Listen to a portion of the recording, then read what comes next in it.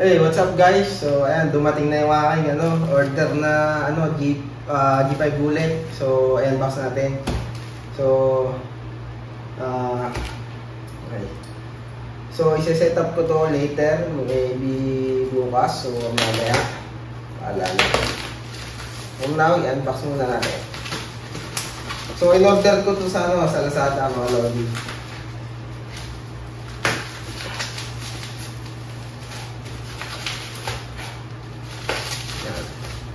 So, may nakalagay naman ang Pragal. So, ayos.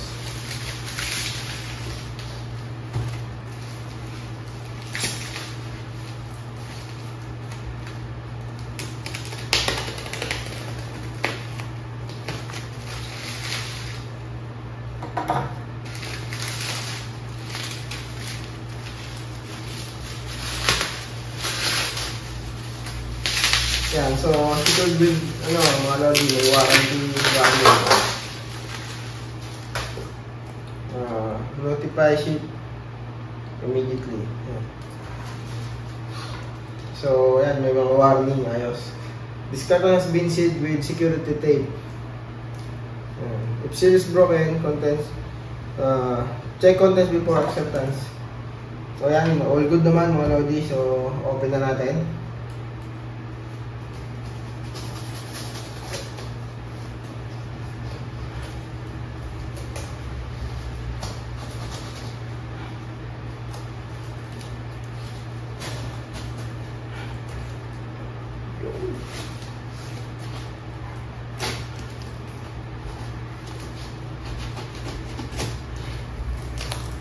Yan.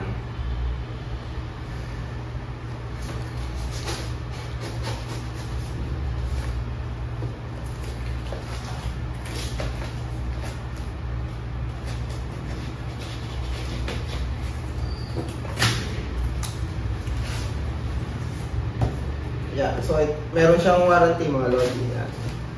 From Art Connect. Very good, very good.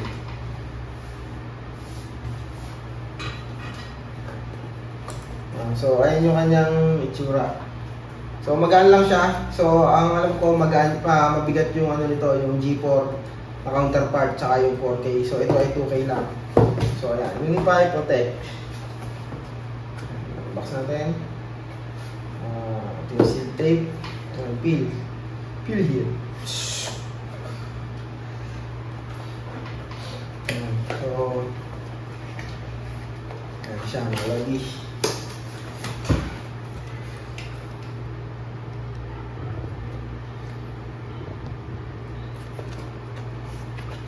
So labas natin.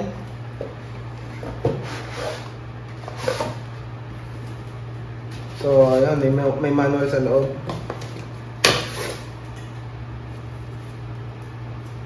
Anyway, hindi naman natin kailangan ng so ito ang ating target. So ito yung kanyang camera.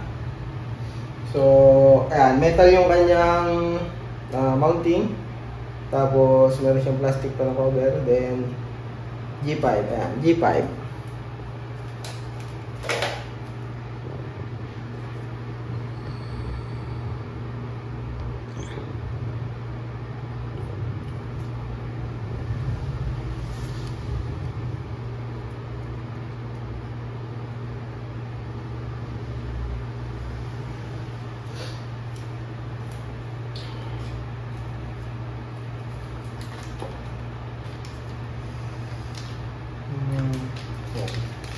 So ito yung kanyang mounting kit.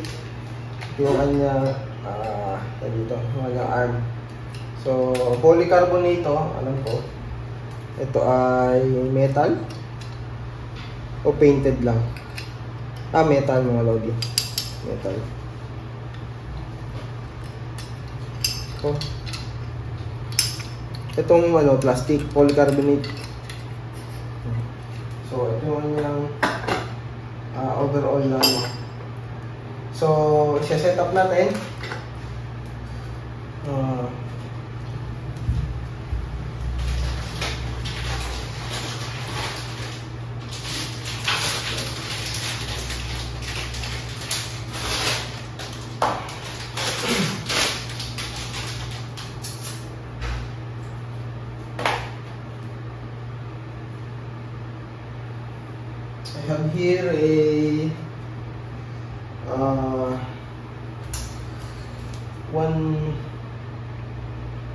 sir.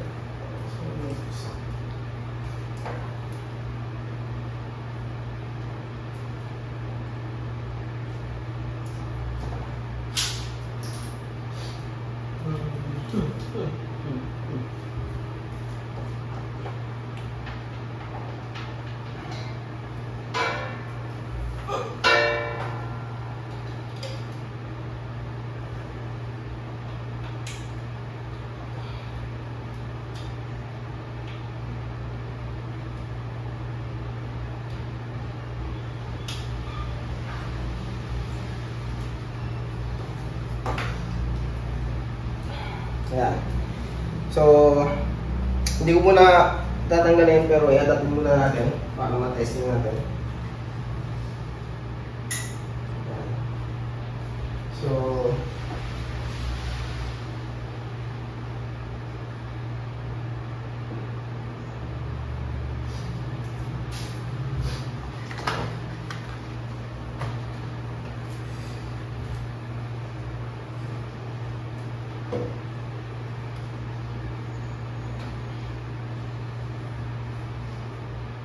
yeah. So tingnan natin siya kung ano.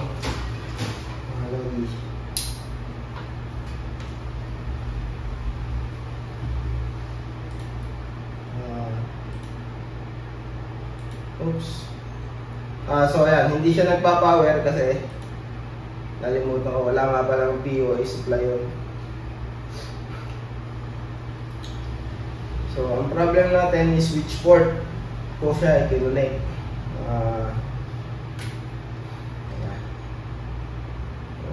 Hindi ko alam kung anong port yun.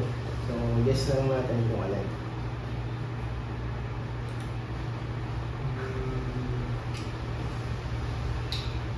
Server room.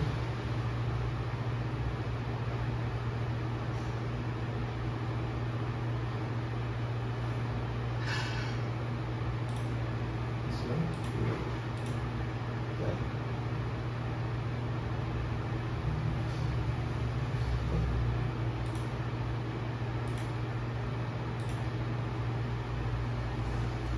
Ayan.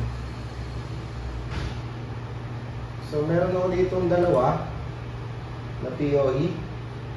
Binuksan ko yung port. Ito nyo ba?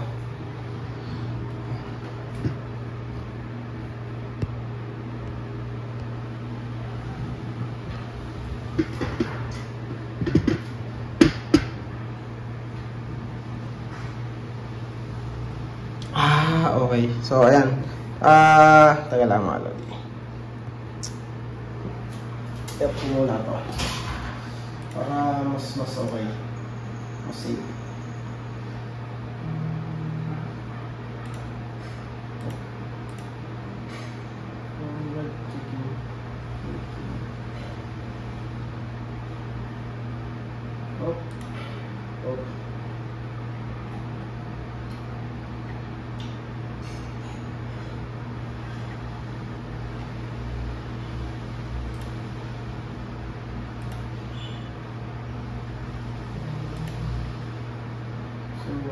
Off ko na.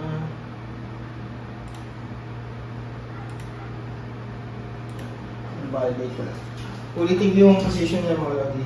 So, kakalasin ko muna.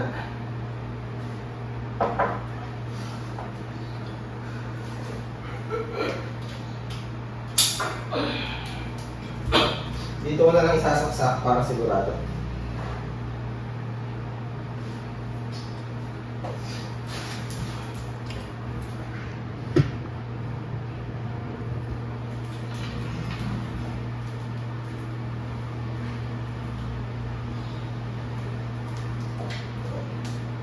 Medyo mahigpit ang aking pinto.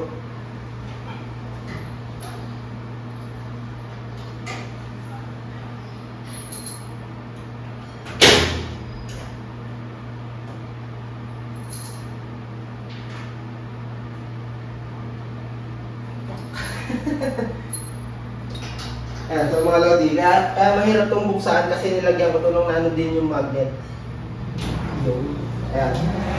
Nilagyan ko siya ng ganito ng ano din yung magnet. Sobrang lakas niyang dikit niya.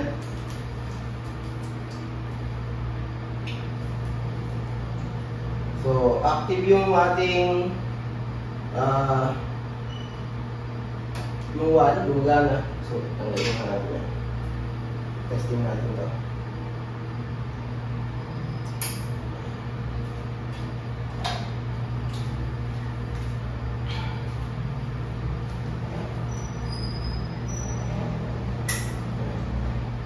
Since may POI siya, yan. Kita nyo naman mga lodi, umilaw na.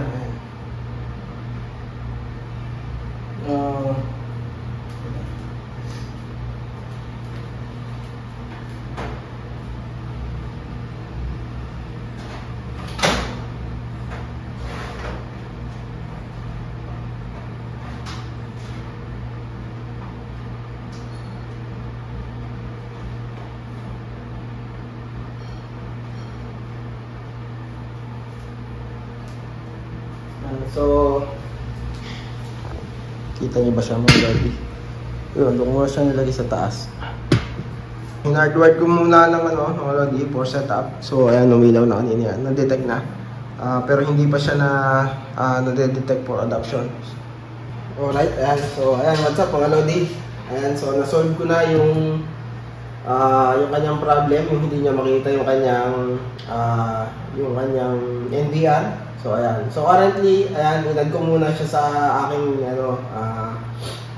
same network ng aking controller. So ayan, lumabas na siya for adoption, hindi na siya lumalabas sa client device natin. So ayan. So adapt natin. Pending for adoption. Ayan. So where is that adoption? Buksan natin sa take to adapt.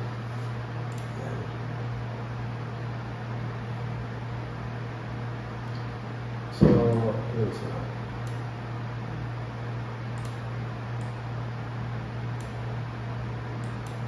preparing to update. So, naka-adapt na siya. Ayan ako, kita na natin. So, gumagana na siya, working na. So, ayan yung problem. Kanina, napiping ko siya pero hindi siya mag-show as adoption. So, hindi niya makita yung controller. So, nilagay ko lang siya kung nasan yung ating controller. Doon ko siya nilagay. Yan. So, itong IP na to, wala siyang access sa internet. So, pero meron siyang access dun sa ating sa domain kung saan nandun yung ating controller, yung ating NVR. So, wait lang natin.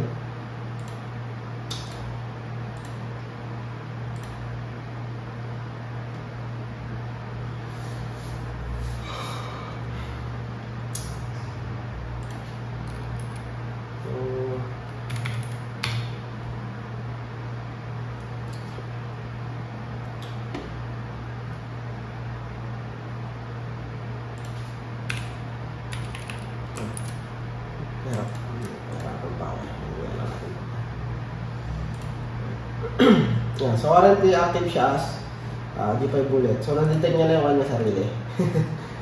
nahanap niya na yung kanya sarili mga lodi. Ayan, meron na siyang automatic na hindi na natin kailangan i-set yung kanyang icon. So ito ang currently na na IP, nasa incorrect domain ng ating camera. Kasi nandun yung ating controller, nahanap niya yun. So after niya ma-adapt yan, so pending pa rin siya. It's getting ready. Nag-update pa. Hindi ko lang alam kung pwede na natin siyang bawal. Nag-update pa yung device. So bawal natin siyang so global settings lang, wala tayong babaguhin dyan. I-adapt niya yung ating sinet na settings for sa everything natin sa ating camera. After niya mag-update, ililipat ulit natin siya sa correct domain.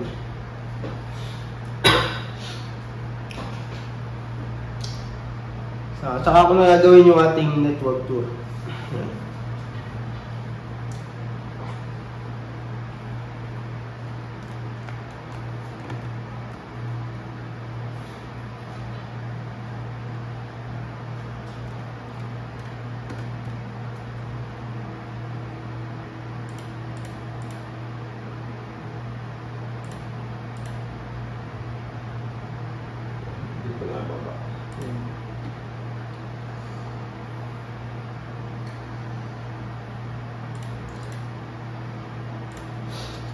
Yan, so tapos na siya mag-update mga lodi. Tingnan natin ang ating so ayan.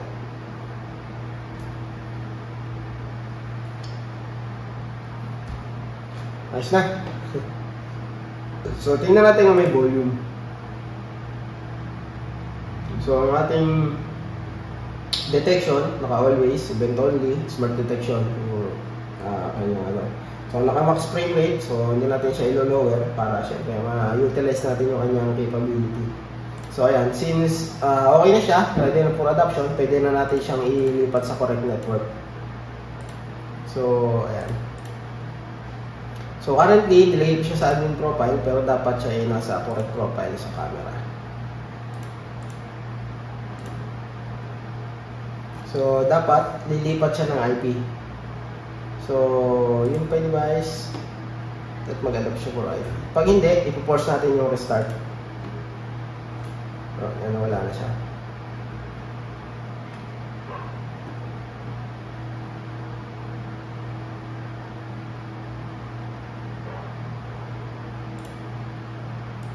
Hinahanap niya ulit yung kanyang sarili ng lodi.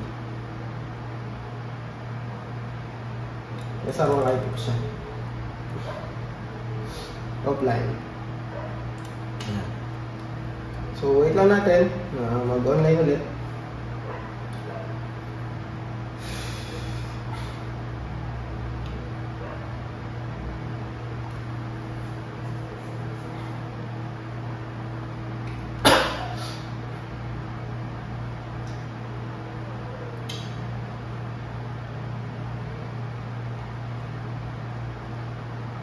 So ang kanyang firmware is 4.6.8.21. Similar itong ating isa.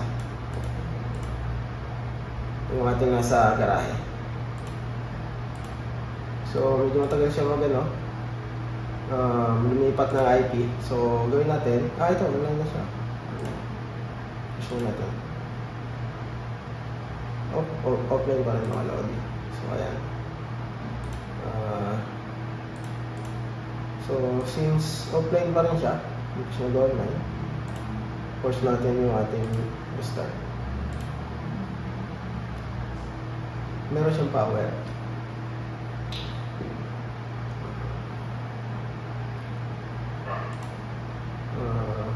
So, kailangan niyang ma-receive yung ating correct IP.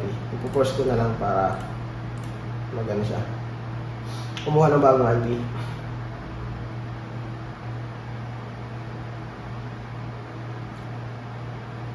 Hindi siya nag-work sa IP na yun. Gawa ng ating network settings. So bawal yung ating ibang settings na mag-invade ng ibang network. So ayan. So kung specific siya sa LAN, guest, camera, storage, IoT, bawal yung ibang network. So hindi pwedeng doon sa isang port halo-halo yung ating connection. So kung camera lang yung allowed doon sa port na yun, bawal yung ibang network dumaan doon. So kaya hindi siya makakonect. Ayan, online na ulit siya mga lodi kasi meron na siyang IP malamang. Ayan, correct na yung kanyang IP. So online na ulit siya mga lodi. Pwede na natin silipin yung ating likod. Ayan. So ayan yung IP niya mga lodi. Ito ang IP. Ayan yung kanyang ano. Pero syempre hindi natin alam yung password nito. Hindi ko alam kung sa siya kinukuha. Kasi yung ginamit ko yung default, yung UBNT, tapos yung device recovery na password, hindi siya nag-ano. Yan. So, ayun. Anyway, yan. Ayos na. So, ito yung ano niya, settings, global settings lang. And default. So, ayun. Malinaw naman siya. Tingnan natin yung kanyang sounds. Hello, hello, hello, hello. Hello, hello. Highest quality. So, yung kanyang settings, pwede siyang tanong 2K, pero yung kanyang streaming is currently default. Natin.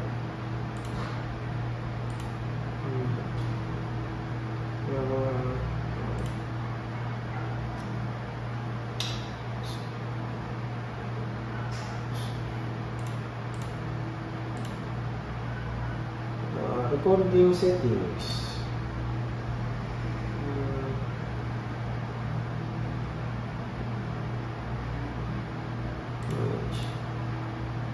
So, ayan, okay na mga lodi.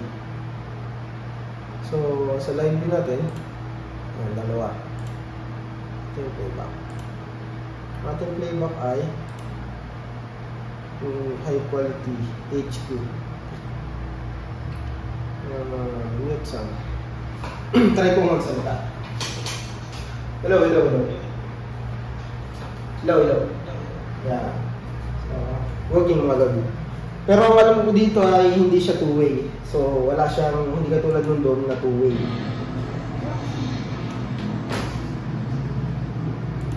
Pero, check natin mamaya. So, ayun lang mga lodi. So, ayan yung ating device. This is G5 Bullet.